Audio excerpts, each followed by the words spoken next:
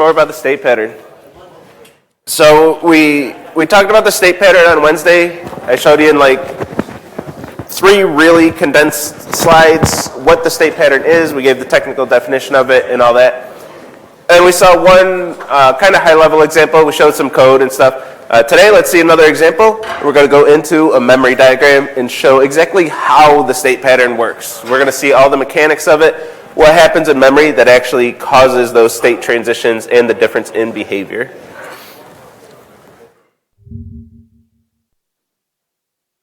So let's do that.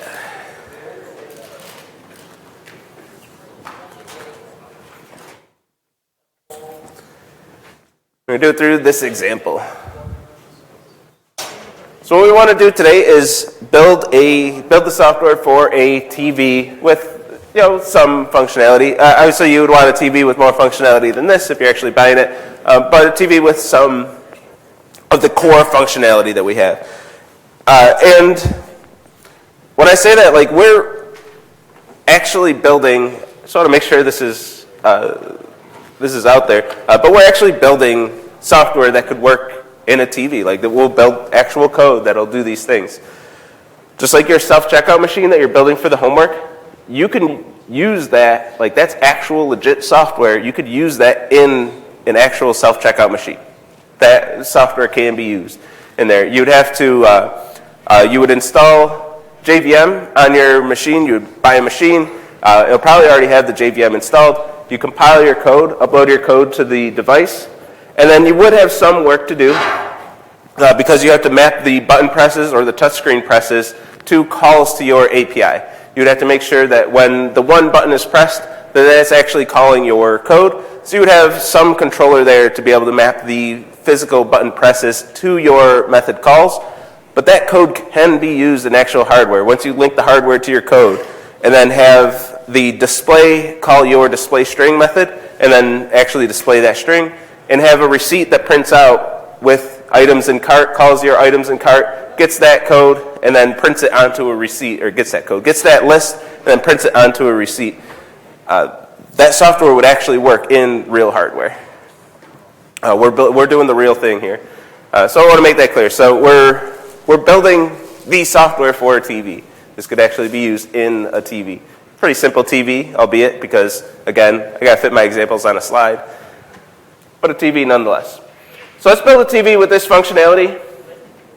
Let's go through the spec sheet here and talk about what this TV should do. So first of all, we're going to have a remote control with 4 buttons on it: volume up, volume down, mute, and power. And then we're going to have one method that's going to be able to read the state of this TV, which is going to be just current volume, which returns an int, which is how loud the TV is currently. So when the TV is created, or when we buy this TV, or when we ship this TV to the customer, it's initially going to be off. When you first plug it in, it should just be off. When it's turned on, the initial volume should be 5. When the TV's off, current volume is 0, it's not making any noise. And the up, down, and mute buttons don't do anything. The only button that's going to do anything is the power button when the TV is off. Power button is going to turn the TV on and off. TV's on, it's going to be off. It's off, it's going to turn on. Of course, for the power button, when the TV's on, the volume up button should increase the volume by 1 up to a maximum of 10. Volume down should turn the volume down to a minimum of 0. Pressing the mute button will mute or unmute the TV. When the TV's muted, the current volume is 0. It's not making any noise. And when you're muted, either pressing the mute, volume up, or volume down buttons should unmute the TV at its previous volume. When I draw up examples like this or making homework like the self-checkout and things like that, I like to play with actual devices to get the functionality. And from the TVs I tested, this was the actual behavior. If you have volume 8 and you mute and then hit volume up, it's going to unmute and leave the volume at volume 8, at least on the TVs I tested. So that's the behavior that I observed. So that's the behavior we're going to put in our spec sheet. And when you turn the TV back on, it should turn on to the volume that it was at previously when you turned it off. If the TV was muted when you turned it off, it should be turned on unmuted and at the previous volume before muting it.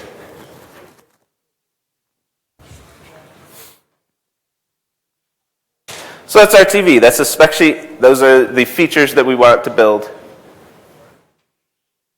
into this TV.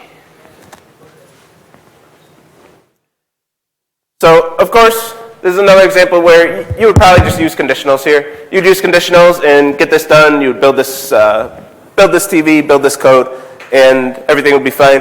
But we're here for the state pattern, so we're going to restrict ourselves to not use conditionals and apply the state pattern, because that's what we want to learn about. That's what I want to teach you about right now. And by no means, I'll repeat this again, by no means am I saying conditionals are bad and state pattern is good. It's up to you to decide when to use the state pattern, when to use conditionals. I'm forcing you to use state pattern on the homework, the current homework, especially task 3 in the application objective, but it's only so you can get experience with this and then make an informed decision if you want to use it again in your future. If you never want to use the state pattern again, whatever, and no hard feelings. But I want you to get experience with it, mostly so you can get practice with polymorphism and inheritance. So my recommendation when you're going to apply the state pattern is go through these steps. Figure out what the API is going to be, figure out what states you're going to have, and figure out what state transitions you're going to have. So for the API, for this and for your homework, is pretty straightforward. The API are the methods that you can call. For this one, it's the 4 buttons and the current volume method.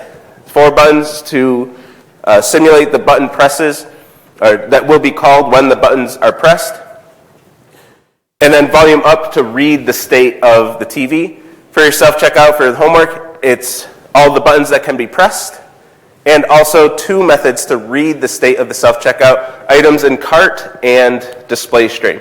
So your API is given for you in both these cases. It's just the buttons that can be pressed and then what's going to be returned, what parts of the state of the object should be shown to the user, that the user can consume that information. So the API, in this case, the methods that can be called, the 4 buttons, and then current volume.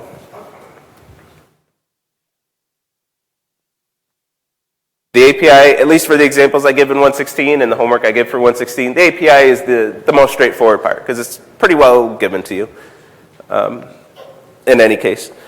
The states, we got to do a little more thinking. We want to think about what states the object can be in. For this, we want to think about when we have a different set of behavior from the API methods. And if we have even one method that has different behavior and in a certain situation, we should be thinking that that's a state transition. So for the TV, the states should jump out at you pretty well here. On, off, muted. These are the 3 different states where we're going to have some different sets of behavior. For the self-checkout on your homework, it's a little, takes a little more thinking, a little more creativity and design work. But the states, if any one of the API methods should do something different, you should be thinking state transition. So you scan an item, you hit 1, 2, 3, enter, and you have an item with barcode 1, 2, 3 in your store. 1, 2, 3, enter. When you hit 1, all the buttons do the same thing as they used to before you pressed 1. You hit 2, same thing. 3, same thing. All the buttons do the same thing. All the methods have the same behavior. Display string is going to return different values, but it will have the same behavior. It's just going to return whatever's in your state variable for that string. Once you hit enter, the behavior of several buttons change. Most notably, the enter button is going to change once that button is pressed. Enter no longer scans whatever number the user entered. The enter button now is going to rescan the previous item that was scanned. We have different behavior. We should be thinking state transition. You hit the checkout button to go into the checkout process. That cash and credit buttons now do something, and other buttons don't do anything anymore. We have different behavior from our API. We should be thinking state transition. So not to completely give away the states there, but that's the way you should be thinking. When something changes in the API, the behavior changes, we should be thinking state transition. We should be thinking a different state. Next, we want to think about how we transition between those states, and those are our state transitions. So we have, for our example here, on, off, muted. and we want to look through our specs or look through the homework doc for your homework and figure out where that behavior changes. When do we change states? So we're picking through this information and finding exactly where the state changes. Where do we change from the on set of behavior to the off set of behavior to the muted set of behavior? Where do those transitions occur? And we can piece through all of our information. The power button turns the TV on and off. So off to on when the power button's pressed, on to off when the power button's pressed. Pressing mute unmutes and unmutes the TV. So if we're in the on state and the on state is on but not muted, we transfer to the muted state, which is on but muted. When the mute button's pressed, and when it's pressed again, we go from muted back to on. We transition from muted back to the on state. And also, volume up or volume down are both going to transition us from muted back to on without changing the volume. So when we implement those methods, it's just a state transition. And then finally, if we're muted, the power button, we have these two, but for completeness, even when you're muted and you press the power button, TV should turn off, go into the off state. So those are our state transitions. What is a JVM? If you've ever seen on any of your computers, Java needs to update, that's the JVM. We usually just call it Java on your computer, but it's the Java virtual machine. It's what runs Java bytecode. So you compile your Scala code into your Scala source code into Java bytecode, and the JVM runs your Java bytecode. So if you have Java installed on your machine, that means you have the JVM, which means you can run your compiled Scala code or Java code if you're writing in Java too.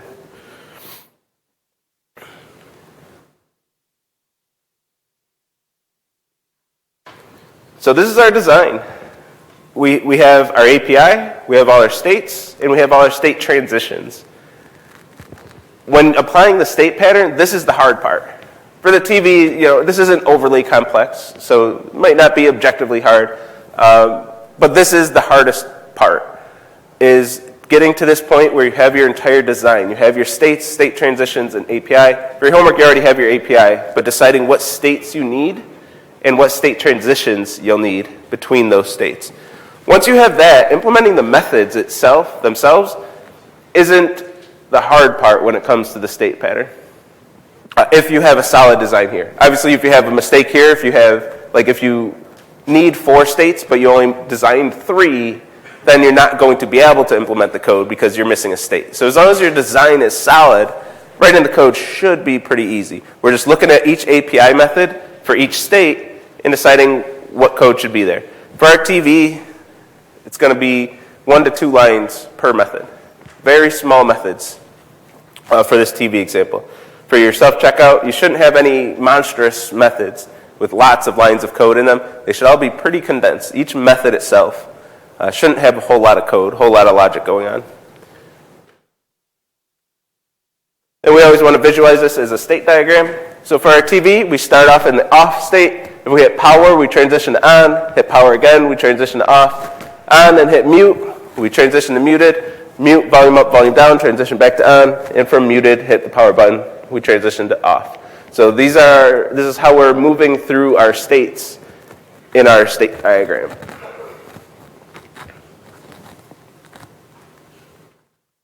So any questions on the design before the codes? I'm just going to throw all the code at you on one slide. Then we'll go through a big old memory diagram. But any questions on the design?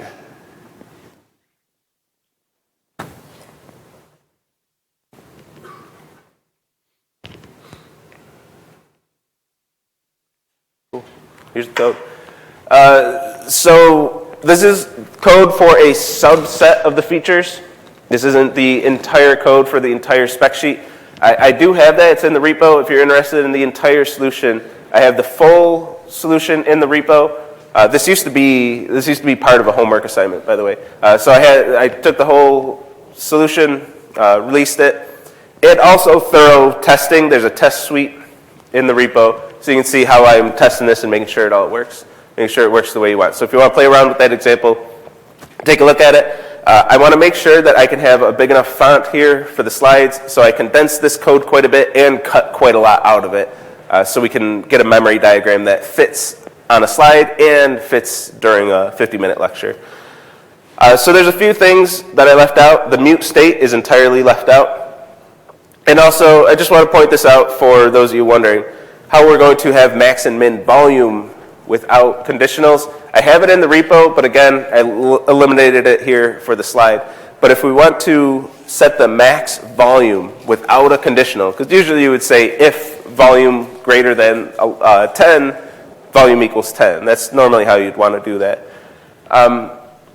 Here, we're not implementing a max volume. I'm just incrementing the volume by 1. If I just keep mashing volume up, I'm going over 10. So I'm violating that spec. The way we solve this, the way I solved it in the solutions, and the way you could solve it without conditionals, is right after this line, I would add a second line to this method. So it would be a huge method for this example, 2 whole lines, where I would say this.tv.volume equals math.min of this.tv.volume and 10. So I'll take the minimum of whatever the volume is and 10 after incrementing it. So if volume is 10 and I increment it to 11, I'm going to set the volume equal to the minimum of 11 and 10, and I'm going to get 10. But if my volume was 8 and I increment it to 9, I'm going to take the minimum of 9 and 10. That's going to return 9, the volume that I want. So by using math.min, I can avoid that conditional. Same with the minimum volume. I would use math.max of the current volume and 0. So if I decremented this to negative 1, I'm going to take the max of that negative 1 and 0 and return 0, set the volume to 0. It's effectively giving me my bounds with no conditionals. So anyone who's wondering how that would work, no, you don't need a conditional for it. You just use math.min and math.max. Other than that, none of these methods are very complicated. That's what I mean by implementing the actual code when you use the state pattern isn't the hard part. For some cases, it might be fairly difficult, but it's not as hard as the design part. Most of these methods are either empty or just very trivial to implement. Okay. Let's memory diagram this thing. So we want to start from the beginning. What we're going to do is create a new TV. We expect that TV to initially be off. We're going to hit volume up. We expect that to do nothing. We're going to ask it for its current volume. We expect that to be 0. A TV that's off isn't making noise. We're going to turn the TV on. The volume should be 5 initially. We're going to increase the volume by 1, and then ask the TV what its volume is. And we expect that to be 6. So that's what we want to happen throughout this code. And let's see how we achieve that by using the state pattern. In the classes on and off, isn't it this the TV instead of this.tv? I am confused. We will see this all in action, but just as a preview for that, it will inherit this TV value, this TV variable from the TV state class. So this.tv is going to read that variable and not the TV variable, because it did inherit this, so it has access to this. So when we say this.tv, we're accessing this variable.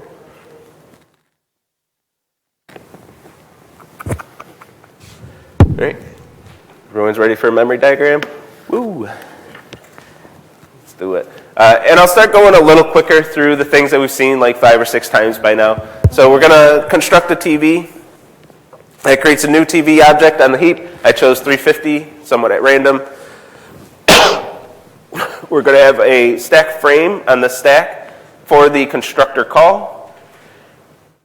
This is a reference to the object that's being created, which is 350 in this case. All of the constructor parameters become state variables. There are none in this case. So we go right to the code outside of all of the methods. Every variable that's declared out here becomes a state variable. So var volume, which I realized in the last lecture, is one case where I forgot my type. It should be an int, but I forgot to type int there. Volume of 5, so we have a state variable volume equal to 5. And then we're going to get to this next line, something we haven't seen yet. For what it's worth, it's called composition. I'm not big on vocab though. But the TV as a state variable is going to have a reference to another object. way too loud. So we're going to create a new off object and store it in a state variable named state. So I have a state variable named state, which is going to get the return value of this off constructor. But I don't have any value there yet until the constructor returns. So I'm going to create a new off, call the off constructor, and I'm going to pass it a reference this. Now this syntax gets a little, it's a little confusing when you first see it. So I want to make sure we're all on board with the this. We've been using this for a while, but not really in this particular way, which can get a little trippy at first. So in this stack frame, we're in the TV constructor. When you're in a constructor call, this is a reference to the object that's being created. It's a reference to this TV here that's only partially constructed so far, because we're still in the constructor call. We're still building out this object. But it's a reference to the object that's being created, and I can use that anywhere I use any other variable. This, you can think of it as a variable that stores a reference to the object that's being created when a constructor is called, or the calling object when it's any other method. So this off of this, new off of this is 350. So off constructor, we're creating another new object.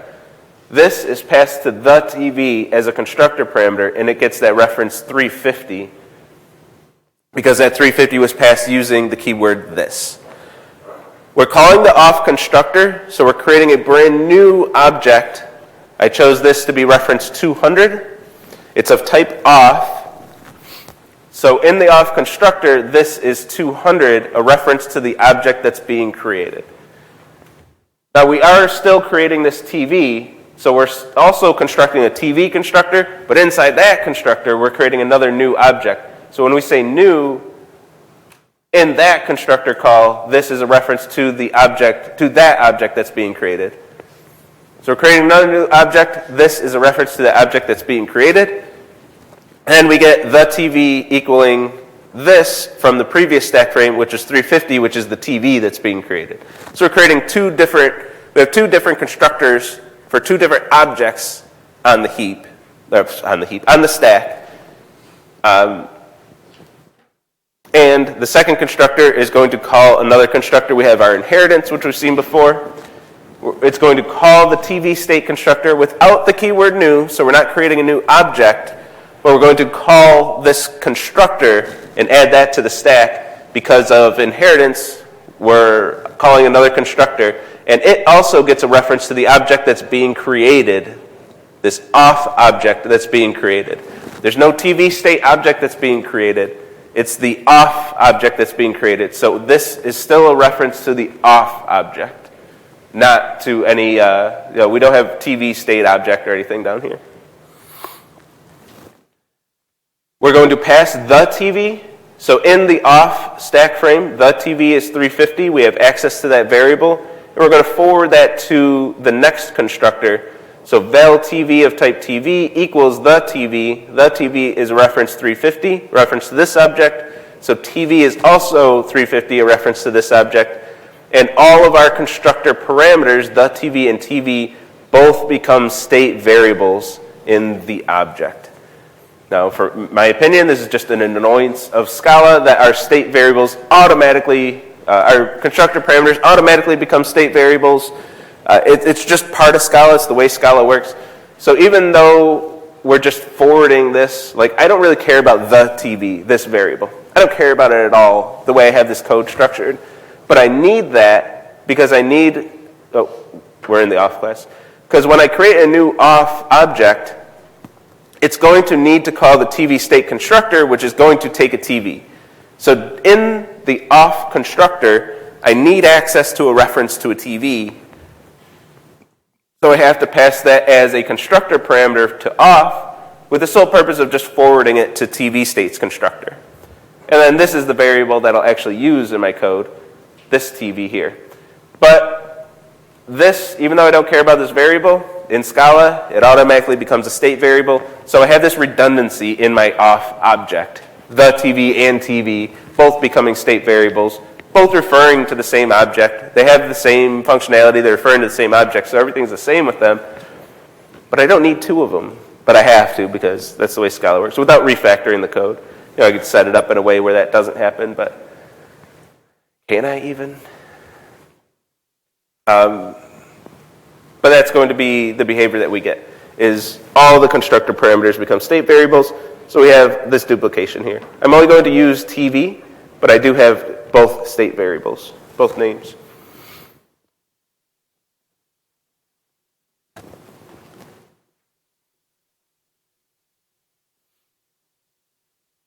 Why doesn't API mute get overridden? Just because I didn't use it in this example. Since I didn't, like if I added the mute state, I would have to have like 12-point font and no one would be able to read it. So I eliminated that state and then just removed the functionality. I should just delete this whole method actually. But I wanted to show that the whole API is there. But if you look at the repo, I have the full code where mute is overridden and does transition to the mute state and back.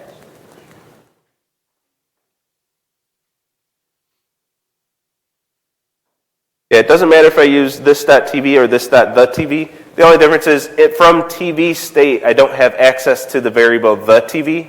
That's why I choose to use TV and not the TV, because the TV doesn't exist from here. So I can't say this.the TV right here. But I can say this.tv in these other classes because, well, we're getting down a little bit of a rabbit hole. Because I used val here, if I didn't have val here, if I deleted that, then I can no longer access .tv in these other classes, and I'd have to use the TV. Because if you don't use val or var, you can only access that variable from inside that class. By using val or var makes it public so everybody can access it.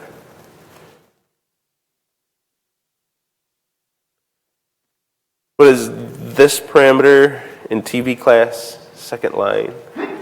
Bless you. This? Oh, I just talked about that. It's a reference to the object that's being created. If you have a specific question, I just talked about that though.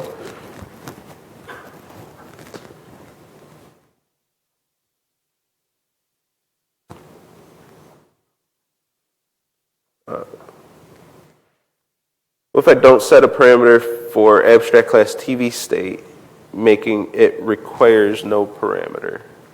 So if you got rid of this parameter, that'd be fine, and then you'd avoid that duplication, but then I wouldn't be able to implement this method because I wouldn't have a TV here.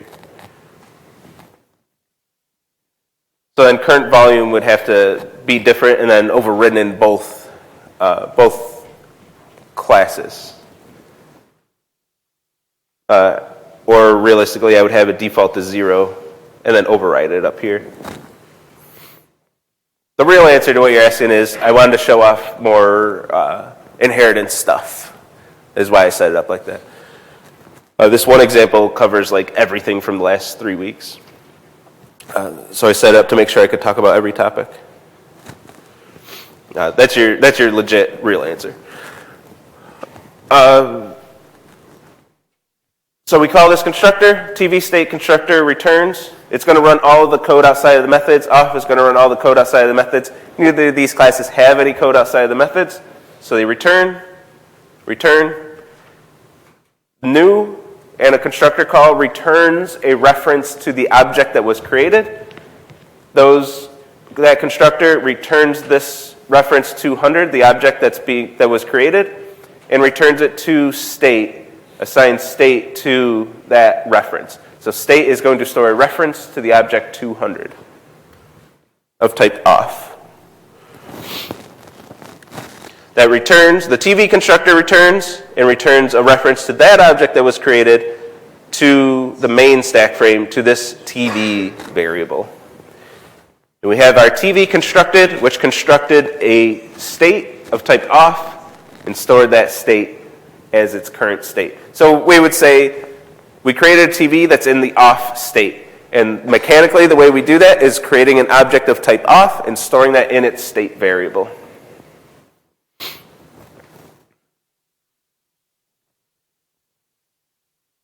We're going to hit volume up. We just bought a new TV, we plug it in, and or volume up. and we take our remote, and the very first thing, we point it at our TV and hit volume up. Well, we don't expect that to do anything because the TV's not on. We never turned it on. So let's see why that doesn't do anything and how the mechanics of this work to make sure that that doesn't do anything. So we hit volume up, TV.volume up. TV is reference 300. Dot always means follow the reference. We find an object of type TV at the reference 350. So when we put volume up on the stack, this is the reference 350, a reference to the calling object. The calling object was this object right here because we did TV dot volume up. This is the object that we were at when we called that method. It's of type TV. So to find the implementation of the volume up method, we go to the TV class and find volume up. And that's the method that's going to be called. The method that's called always is determined by the type of the object on the heap, not the type of the variable. It's the same in this case, but we're going to see right now that that can be different. So now we're going to call this .state.volume up. This is very common when we have the state pattern applied, that the methods in our object aren't really going to do anything. The TV class here doesn't implement any behavior at all. None. No behavior. Instead, it defers to its state for all of its behavior. So the behavior, the set of behavior that this TV has is going to depend on the type of the variable stored in state. What state is this TV in? TV doesn't define any of its state. TV does define all of the state, but the actual state, the on or off states, define all of its behavior. Now, it doesn't have to be as cut and dry as that. You can define some behavior in TV. You can define some behavior in self-checkout. But most of the behavior, or all, is going to be deferred to the state and let the state decide what the behavior is. But your state itself, I overload the word state so much here, but the state variables should be in the class that has a state applied to it. So like TV itself controls the state, which is the volume in this case, and the state itself. Your self-checkout, those state variables that you created through tasks 1 and 2, those should stay in self-checkout. You're only deferring to the state for the behavior. Don't move your state variables into your states as well. Your state is still contained inside the original class, but the behavior, we're moving over to the state pattern. So volume up, we're deferring to the state. This .state.volume up. This dot always means follow the reference. .state .volume up. So we're in an object of type off with a reference 200. So when we call volume up, we're getting the reference 200, a reference to the calling object. This is the object that called this method. And for the implementation of that method, we visit the off class. We go to the off class and say, okay, whatever volume up does, whatever that implementation is in the off class, that's what we're doing here. The implementation of the method is dependent on the type of the object on the heap. So the type is off, even though this .state is of type TV state, which we are actually going to end up in the TV state in this example. But it doesn't matter what type the variable is, it matters what type the object is for the reference of the object that's referred to by the reference that's stored in that variable. So it's off, so we look in the off class for a volume up, and lo and behold, we actually don't find an implementation of volume up here. We don't find one. Whenever this is the case, we don't find the method we're looking for in the type of the object that we have. We go to its superclass. We say, okay, well maybe it has an implementation that it inherited. So we look at TV state, and sure enough, we do find volume up. And this is what off inherits from TV state. It inherits this method, and that's the method that's going to be called. Now there's a pretty subtle thing going on here that I get questions about quite a bit. This is not an abstract method. This is a method with a complete definition. That definition is to do nothing. I have open brace, close brace. That is a valid definition of a method. It just happens to do nothing.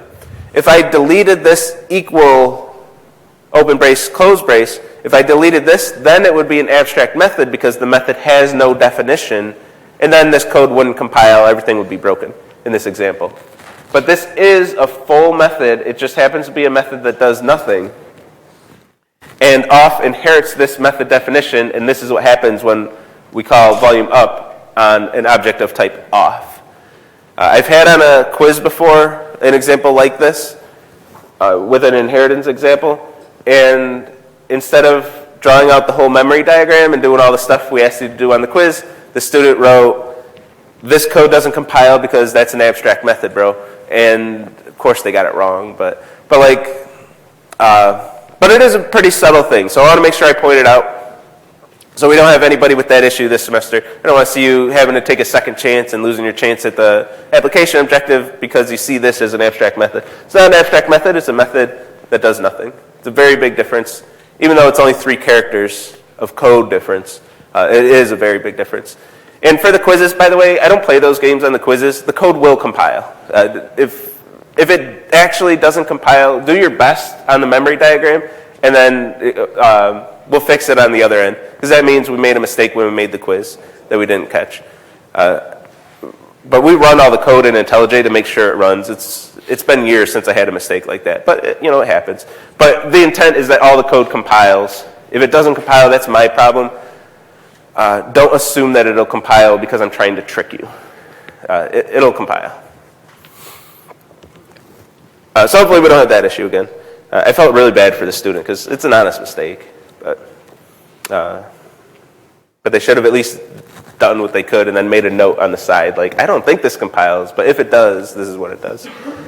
Anyway, so we get this. It doesn't do anything. The methods return. Cool. That's what we want. When the TV is off and we hit volume up, we don't want it to do anything, and that's why it doesn't do anything. Okay, next we hit current volume. TV.current volume. Type TV. This is 350. TV's current volume. This dot state dot current volume. So this dot state dot current volume. We have an object of type off of 200. Put 200 as this, and then off. We go by the type of the object, not the type of the variable. The variable is of type TV state. The object is of type off. We always, always, always call the method based on the definition of the type of the object on the heap, not the type of the variable.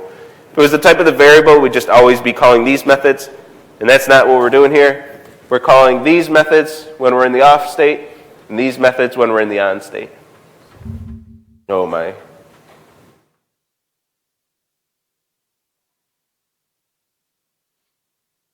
Here we go. So we get this method from the off state, just returns 0. And TV that's off isn't making any noise. So we return 0, these methods return, print 0 to the screen. This is the behavior we want. Now, TV.power. This is the one that's finally going to hit our first state transition. We have power, TV.power, type TV. This is 350. Power, this.state.power, this.state.power, off 200, 200, off, and we're running this method. The method defined by the off state. This method is going to trigger a state transition, and this is the mechanics of how we're changing the state from off to on using the state pattern. So we're going to say this.tv.state, so this is where our return value is going to go. So our return of the on constructor is going to go into this variable here. We're calling the on constructor with this. Oh, why is it doing that? It's treating that as a URL, it looks like. The on constructor, we're going to create a new on object. I chose 480. The on constructor needs a TV. We're going to do this.tv from the power method of the off class. This.tv is a reference 350. So the TV is 350. That's going to be forwarded to TV in TV state. We're going to put the two constructors on the stack, the on constructor, the TV state constructor, same thing that we did for the off class, same thing we've done for inheritance all along. Those return a reference to this object of type on to the state of the TV. And we replace this reference 200 with a reference 480, a reference to this object of type on. That's how we're transitioning the state. We're changing the value of state to a reference of an object of a different type. So now instead of state being a reference to an object of type off, state is now a reference to an object of type on, and we say we switch states from off to on, and now all of the API methods are going to have the behavior defined by the on class instead of the off class. That's how we do our state transition. And then power returns, and we go back to our main method, and we're going to hit volume up again. Now we just hit volume up not too long ago, and it did nothing. We're going to hit volume up again after our state transition, and we're going to get completely different behavior because we're deferring to an object of a different type. So now when we hit volume up, we're going to do TV.volumeUp, same mechanics, TV.volumeUp, type TV, 350 is this. Volume up, this.state.volumeUp, this.state, we're going to a different object, this time of type on, volume up. So now this is 480, and on is where we're going to look, the on class is where we're going to look for the definition of volume up. So we go to on, we find volume up, and we get completely different behavior now that we've had a state transition. We're changing the behavior based on the type of an object instead of based on some Boolean expression as we've done up until this point in your careers. You would only change behavior based on some Boolean expression. Is it true? Then do this. If it's false, then do that. Now we change the type of an object and got a completely different set of behavior because we're referring to a different type that's stored in the same variable, this.state. Still type TV state, but now the object it refers to is of type on. We get all the on behavior at this point. This.tv.volume, this.tv.volume, bump that up by 1. Then return. Then we're going to call current volume, same thing. We just called current volume, but we're going to get very different behavior now. Current volume, tv.current volume, this is 350. This.state.current volume, this.state.current volume from on. So we look to the on class for current volume with this of 480. On class doesn't have a current volume. So again, we look at the inherited class to see if we inherited a definition for current volume. And we did. It's this.tv.volume, this.tv.volume, and return 6.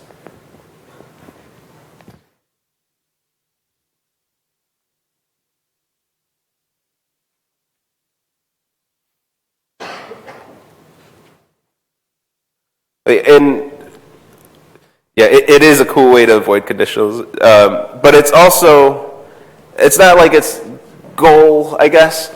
It's a goal to help organize our code when we have an object that has a lot of different sets of behavior. It does avoid our conditionals, and like if we have a lot of else if, that gets gross and hard to maintain. And this lets us approach things in a different way, have a bit more architecture to our program, a bit more organization to our code.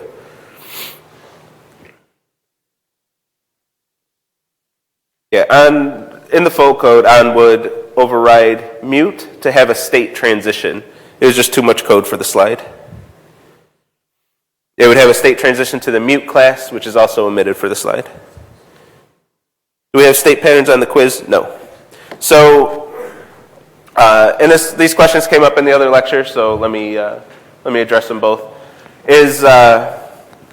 On the quiz, I talked to the TAs, and we decided that it's going to be classes at least one question on each of the three main topics: classes, inheritance, polymorphism. Same with the interview. Classes, inheritance, polymorphism are three big topics of this learning objective. We're going to stick with those ones. I maintain that we could throw this at you on the quiz. If you understand in classes, inheritance, and polymorphism, you can do this too. Like there's no new concepts here. Even if I never talked to you about the state pattern at all, but you understood the hell out of inheritance and polymorphism, you could trace through this code and draw the memory diagram just by going through each piece and not even realize that you just did the state pattern. But we're not going to do that. We're just going to stick with more traditional inheritance and polymorphism questions on the quiz, partly because it just, like one state pattern example will take you quite a while on the quiz. This is about as simple as I can make a state pattern example, and it takes a while to go through it. So just to keep the time constrained a little bit, and a little bit of fairness. I don't really, like I said last time, I don't care if you know the state pattern. I care if you know inheritance and polymorphism. So I'm just going to stick to the more traditional questions that tackle those more directly instead of through the state pattern. Same with the interview. We're not going to ask you directly about the state pattern, but we're going to ask you about inheritance and polymorphism. If in your answers for inheritance and polymorphism, you want to give examples of the state pattern, like, oh yeah, I used the state pattern on task 3 of the homework, and it used inheritance and polymorphism in this way, that'd be perfect for an answer, but the TA is not going to say, talk to me about the state pattern. If they do, let me know, because that's not a fair question. I'm going to make sure all the TAs know that. I have some closing thoughts on the state pattern, but I kind of said these throughout, so I'm going to kind of gloss over them. I just want to reiterate one more time, though. The state pattern, I am not saying this is the best thing ever. I'm not saying you shouldn't use conditionals. There's just one more tool in your toolbox moving forward. After LO2, I'm not going to force you to use the state pattern again, and probably nobody will in your entire career. But it's one more tool in your toolbox that you can decide when it's appropriate to pull it out and say, okay, the state pattern is the right answer here. This is what's going to make my life easier. If it's not going to make your life easier in the future, you might never use the state pattern again. And I'm not going to hold that against you. I don't care. I've only found I shouldn't say that, but it's rare-ish that I find good applications of the state pattern. But when I do, man, it saves me. It bails me out big time. To be able to organize a really complex object that has very different behavior in different states. It's really helpful. But I'm not standing here saying you should use the state pattern all the time. So I just want to make that much clearer. I can't say exactly how many questions will be on the quiz, but you will have at least one of each of those 3 topics. So at a minimum 3. We are planning to have more, but I'm not going to leak how many, just in case we change our minds and not have that many. But at the absolute minimum, 3. And have a great weekend. I'll see you on Monday.